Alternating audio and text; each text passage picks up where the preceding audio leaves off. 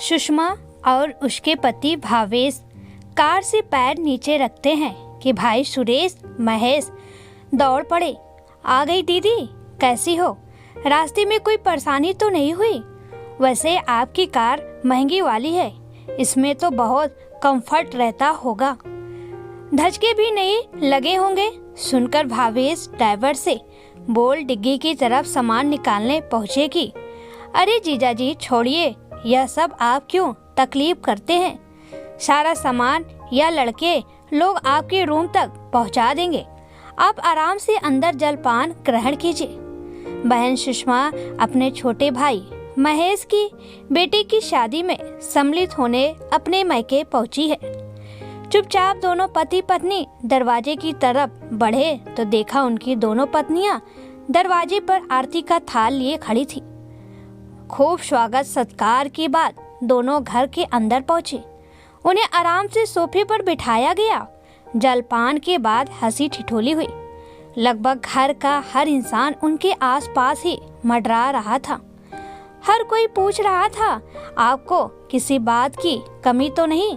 कुछ चाहिए हो तो बताएं। ये लो जीजी, आपकी पसंद की जलेबी मंगवाई है मुन्ना हलवाई की दुकान से। अम्मा हमेशा ही आपके लिए मंगवाती थी, अब आप इतने साल बाद आ रही थी तो सोचा आपकी पसंद का ख्याल रखा जाए। खिलखिलाते हुए बड़ी भाभी बोली, हाँ जीजी, और आपके लिए यह खसखस का शरबत बनवाया है। आप गर्मियों में बाबूजी के संग मिलकर यही बनाती थी ना? सुषमा मंद मंद मुस्कुराए रही थी। चलो, इतने सालों बाद आज घर की बेटी होने का रुतबा तो मिल रहा है, वरना एक वाह दिन थे। कुछ देर सुषमा ने भी अपने भाई भाभीियों से हाल चाल जाना, फिर थकान होने का बहाना कर कमरे की ओर जाने लगी। तभी छोटी भाभी बोली, जीजी, आपके लिए मोहित का कमरा खाली किया है, जहाँ एसी भी लगा है। जीजा जी को परेशानी नहीं होनी चाहिए। भाभी, इतना परेशान होने की क्या जरूरत थी? अरे ऐसे कैसे जरूरत नहीं है जीजा जी, घर में तो ज़्यादा सुविधा नहीं, पर होटल में शिफ्ट होने के बाद आपको बढ़िया एसी वाला कमरा ही बुक करवाया है। अच्छा जीजी, मोना और सोना भी आ रही है ना? मैंने उन्हें 4 बार फ़ोन किया है और कार्ड देने उनके ससुराल मोहित को भिजवाया था। हाँ, सीधा संगीत प्रोग्राम में पहुंचेंगे, जवाब देकर सुषमा और भावेश कमरे में आराम करने चले जाते हैं। लंबे सफर के बाद भावेश को तो नींद आ जाती है, मगर सुषमा की आंखों से नींद कोसों दूर थी। एक वह दिन था, एक यह दिन है, सोच वो पुरानी यादों में खो गई। गीता नारायण जी के 4 बच्चे थे, 2 बेटे सुरेश और महेश, 2 बेटियां सुषमा कृष्णा। फॉर्चून की छोटी सी दुकान थी। चारों बच्चों को पाल पोस कर बड़ा किया। विवाह योग होने पर दोनों बेटियों की शादी कर दी।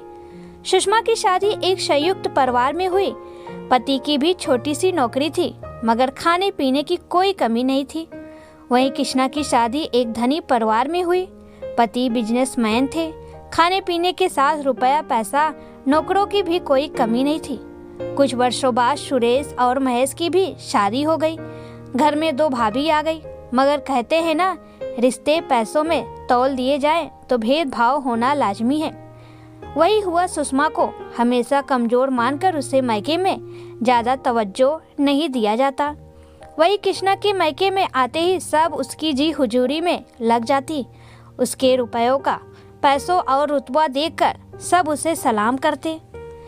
जब तक माँ गीता जी जीवित थी, तब तक उन्होंने दोनों बेटियों में कोई भेदभाव नहीं रखा। जो सामान सुषमा के लिए आता, वही कृष्णा के लिए भी आता। बच्चों को भी बराबर मान दिया जाता। मगर जब गीता और नारायण जी स्वर्ग सिधार गए, बागडोर भाई भाभी के हाथ में आ गई। बस वहीं से रुपए पैसों में रिश्तों को तोलना शुरू कर दिया गया। सुषमा जब भी मायके आती, उसका सामान हॉल में पड़ा रहता। सोने की कोई व्यवस्था नहीं की जाती। कभी छत पर तो कभी गलियारे में बिस्तर लगाकर सो जाती। दिन भर घर के कामों में लगी रहती। रसोई में भाभीियों का बराबर हाथ बटाती। खाने पीने में भी कुछ कमी हो तो चुप रह जाती। वही कृष्णा जब मायके आती तो ठाट बाट से भाई भाभी के कमरों में ठहरती। उसके लिए तरह तरह के पकवान बनाए जाते। किसी राजकुमारी से कम उसका आदर सत्कार नहीं होता। यहाँ तक कि दोनों के बच्चों में भी बहुत भेदभाव किया जाता। अगर सुषमा के बच्चे किसी चीज के लिए जिद करे तो उन्हें धुतकारा जाता। बोला जाता, जीजी आपने अपने बच्चे कितने बिगाड़ रखे हैं, किसी बात की सुनते नहीं। देखिए मेरे बच्चे का खिलौना तोड़ दिया, बोल बेइज्जती करती। वही कृष्ण बच्चों के लिए महंगा महंगा सामान मंगाया जाता। ऊपर से अगर कोई चीज टूट जाएगा, गिर जाए तो मुस्कुरा कर कहा जाता, बच्चे ही है, हो जाता है, आप चिंता मत करो जीजी, हम दोबारा ले लेंगे। साथ में लेने देने में भी खूब ऊंचे से ऊंचा सामान दिया जाता। और तो और यह सब सुषमा की आंखों के सामने होता। मगर सुषमा सोचती, मेरी छोटी बहन ही तो है। छोटी बहन भी घमंड में चूर थी। कभी या नहीं कहती कि बड़ी दीदी के साथ ऐसा भेदभाव क्यों कर रहे हो। खुश होकर सारा मान सम्मान लेकर जाती। उसे अपनी दीदी की भावनाओं से कुछ लेना देना नहीं था।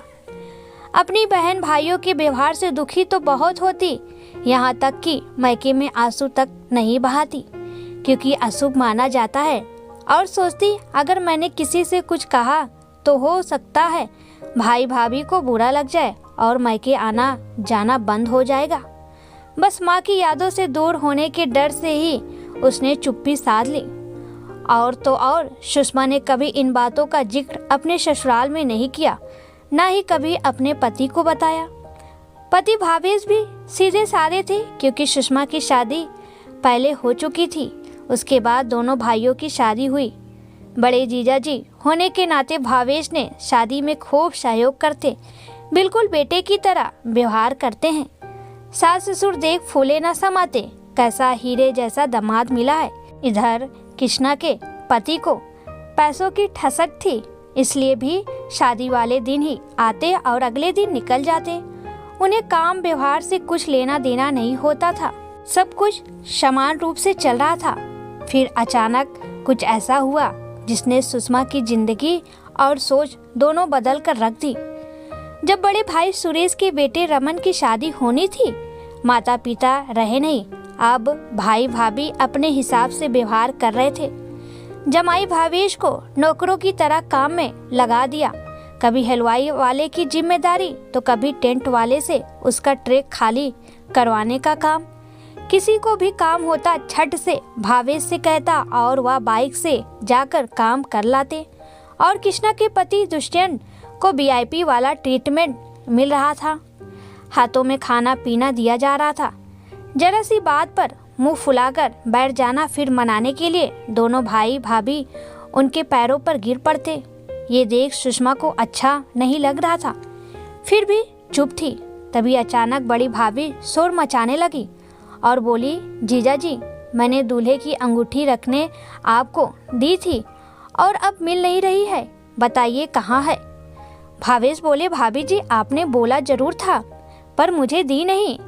कैसी बातें करते हैं जीजा जी, मैं साड़ियाँ पैक करवा रही थी, तब मैंने आपसे कहा था ये हीरे की अंगूठी आप अपने पास संभाल कर रखिए, मैं डिब्बी निकाल कर लाती हूँ। मैंने जब तक देखा तब तक आप बाइक उठाकर कहीं जा रहे थे। क्या आपने वो अंगूठी बेच दी? पैसों की जरूरत थी तो हमसे मांग लेते, मगर शादी ब्याह में ऐसा करना, राम राम। तब सुरेश भाई साहब गुस्से से बोले, अब समझ में आया जीजा जी आगे बढ़कर काम क्यों कर रहे थे। छी, एक अंगूठी के पीछे आपका ईमान डोल गया। भावेश को कुछ समझ में नहीं आ रहा था। तब चोरी का इल्जाम लगते हैं से देख सुषमा गुस्से से दहाड़ती हुई बोली, बस कीजिए आप लोग, क्या मन गढ़ंत कहानियां बनाए जा रहे हैं। जब भावेश कह रहे हैं उनके पास अंगूठी भाभी ने दी ही नहीं, तो फिर भाभी आप कैसी बातें कर रही हैं। और भाई साहब आप, मुझे आप लोगों से यह उम्मीद नहीं थी। सुषमा दीदी देखो, जब शोभा कह रही है इसने अंगूठी जीजा जी को दी है तो यह झूठ कैसे हुआ। और फिर वह अंगूठी मिल नहीं रही, इसका मतलब जीजा जी ने कुछ किया है। चलो एक बार इनके सामान की तलाशी लेते हैं, हो सकता है अंगूठी नहीं तो पैसे तो होंगे ही। भाई साहब यह गलत कर रहे हैं, सुषमा गुस्से से बोली। फिर भी उसकी बात किसी ने नहीं सुनी। सामान की तलाशी ली गई और पूरे घर में रोना गाना मच गया। जिसके मन में जो आ रहा था सुषमा और भावेश के बारे में बोले जाले जा रहे थे। रिश्तों का लिहाज खत्म हो चुका था। बात तू तड़ाक तक पहुंचने ही वाली थी कि अचानक छोटे जमाई दुष्यंत पान चबाते हुए घर में दाखिल हुए। अजीब सी स्थिति देख बोले, कुछ हुआ है क्या? तब साले सुरेश ने उन्हें सारी बात बताई तो वह बोले, कौन सी अंगूठी? कहीं आप लोग इस अंगूठी के बारे में बात तो नहीं कर रहे? उन्होंने जेब में से एक अंगूठी निकाली, बड़ी भाभी को दिखाई। हाँ यही तो है, हीरे की अंगूठी। जमाई बाबू ये आपके पास कैसे आई? अरे भाभी आप ही ने तो मुझे देते हुए बोला था कि भावेश बाबू का कोई भरोसा नहीं है, यह अंगूठी आप अपने पास संभाल कर रखिए। और अब आप ही भूल गई? अचानक से बड़ी भाभी शोभा को सब कुछ याद आ गया। अरे हाँ मैं तो भूल गई थी। अब चलो जब अंगूठी मिल ही गई है तो काहे का परेशान होना। चलो सब लोग चाय नाश्ता करते हैं। शोभा का इतना कहना था और सुषमा गुस्से से बोली, बहुत हुआ भाभी, तुम्हारे घर में हमारा अपमान हुआ है। सुनो, अगर मेरी माँ बाबूजी जिंदा होते तो तुम लोग यहाँ खड़े नजर नहीं आते। उन्होंने कभी भी अपनी लड़के लड़की में भेदभाव नहीं किया और तुमने यहाँ दो बेटियों और उनके पतियों के बीच इतना बड़ा भेदभाव। हम गरीब जरूर हैं मगर चोर नहीं है और हमें किसी के रुपयों पैसों की जरूरत भी नहीं है। आज यहाँ भरी सभा में मेरे पति का अपमान हुआ है, मेरे आज सम्मान को चोट पहुँची है। इस चौखट पर आज के बाद मैं लौट कर नहीं आऊँगी, बोल अपना सामान उठाने लगी। तब दोनों भाई बोले, अरे गलत फहमियाँ हो जाते हैं, तू इतना क्यों गुस्सा हो रही है? शादी के बाद चली जाना, लोग क्या कहेंगे? बड़ी बुआ रूठ कर चली गई, यह अच्छी बात नहीं है, तुझे मायके की लाज रखनी ही होगी। सभी ऐसे जता रहे थे जैसे कुछ हुआ ही नहीं। सही कहा है, गरीब का अपमान कोई भी कर सकता है। हाँ, हर बार मायके की लाज मुझे ही रखनी होगी और तुम लोग निर्लज्ज बेशरम होकर कुछ भी करोगे। बहुत हुआ, मुझे कोई नहीं रोक सकता। लोग क्या कहेंगे उसकी मुझे कोई परवाह नहीं। वह पति और बच्चों के साथ तुरंत घर से चली गई। अपने पति का अनादर सहन न कर पाई, इसीलिए दोबारा मायके कभी ना आई। सभी अपने किए पर शर्मिंदा तो थे मगर शायद उनकी जरूरत किसी को भी नहीं थी, इसलिए माफी मांगने और मनाने का प्रयास भी किसी ने नहीं किया। इधर सुषमा ने अपना पूरा ध्यान अपने परिवार और बच्चों को अच्छी शिक्षा और आत्मनिर्भर बनाने की ठानी। पति एक छोटी नौकरी करते थे, कुछ पैसे लोन लेकर उन्होंने एक दुकान डाली। दोनों पति पत्नी की दिन रात की मेहनत के बाद छोटी सी साड़ी की दुकान एक बड़े शोरूम में तब्दील हो गई। बड़ी बेटी ने सीए कर अपना खुद का ऑफिस खोला, छोटी बेटी डॉक्टर बन बड़े अस्पताल में नौकरी करने लगी, साथ में खुद का क्लिनिक भी डाल लिया। धीरे धीरे छोटे घर ने बंगले की शक्ल ले ली। नौकर चाकर गाड़ी घोड़े की कमी ना रही। दोनों बेटियों की शादी अच्छे परिवारों में हो गई। सुषमा के घर में धन धान्य की कोई कमी ना रही। बेशक भाई भाभी से उसने कोई रिश्ता नहीं रखा, लेकिन घर के बच्चों की उसने बकायदा मदद की। छोटे भाई का बेटा शिवम जब शहर में नौकरी के लिए आया तो उसे आसरा दिया, हर बार आगे बढ़कर मदद की। शिवम बुआ के साथ हुई इस घटना के बारे में सब जानता था और यह भी जानता था कि इसमें बुआ और फूफा जी की कोई गलती नहीं थी। उसके माता पिता ने ही अपने खून के रिश्तों को पैसों के तराजू में तौला था। शिवम की शादी थी, यह बात सुषमा जानती थी, इसलिए उसने उसे सुंदर सा सूट खरीदने के लिए रुपए दिए तो वह बोला, बुआ मुझे रुपया पैसा नहीं चाहिए, बस आप और फूफा जी मेरी शादी में शामिल हो जाइए तो मैं समझ लूँगा आपने हमारे घर में हुई गलती को माफ़ कर दिया। उस दिन साथ में दोनों भाई भाभियों ने भी हाथ जोड़कर माफ़ी मांगी। कितने साल हो गए, अब तो माफ़ कर दो बुआ। गलती बहुत बड़ी थी, मगर गलतियां इंसान से ही होती है, यही समझकर एक बार माफ़ कर दो बुआ। आगे बढ़कर भतीजे ने इतना कुछ कहा तो भावेश के कहने पर सुषमा ने उसकी बात मान शादी में शामिल होने के लिए हामी भर दी। मगर मायके पहुंचकर वही सारी बातें उसके कानों में गूंजने लगी और वह सोचने लगी, अगर उसने दिन रात मेहनत कर आज इतना पैसा ना कमाया होता, अपनी बेटियों को काबिल ना बनाया होता, तो शायद यह लोग आज भी हमें नहीं पूछते। ऊपर से खुश होने की कोशिश कर रही थी, पर मन में सुकून नहीं था। फिर भी बड़ों बच्चों सभी के द्वारा दिया गया सम्मान उसकी चोट पर मरहम का काम कर रहा था। 2 दिन की शादी अच्छे से निपट गई। बेटियां भी शादी में शामिल हुई। जब सभी लोग लौटने लगे तो भैया भाभी ने दोनों बेटियों का भी खूब आदर सत्कार किया गया। उन्हें भी उचित सम्मान के साथ विदा किया गया। आज विदाई में भावेश को महंगा सूट, उससे बनारसी साड़ी, 5 मिठाई के डिब्बे, चांदी का सिक्का, गिफ्ट आदि देकर सुषमा जी की विदाई कृष्णा के बराबर की गई।